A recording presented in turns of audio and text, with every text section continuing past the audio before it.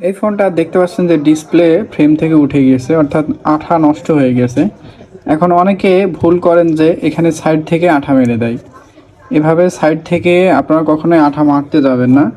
যদি আঠা মারতে যান তাহলে আপনাদের এই অরিজিনাল ডিসপ্লেটা নষ্ট হয়ে যাওয়ার সম্ভাবনা আছে এবং সে আঠাটা বেশি দিন টিকবেও না।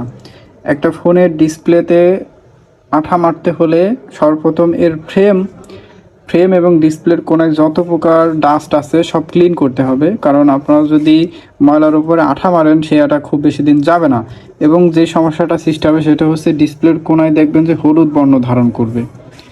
তাই কখনোই আপনারা সাইড থেকে আঠা মারবেন না। ফোনটা 2 টাকা খরচ বেশি হলেও ফোনটা পরিপূর্ণ খুলে যেভাবে একটা নতুন ডিসপ্লে সেট আপ করতে হয় ঠিক সেইভাবে একটা পুরনো ডিসপ্লে অর্থাৎ অরিজিনাল ডিসপ্লেটা সেট আপ করে নেবেন। ধন্যবাদ।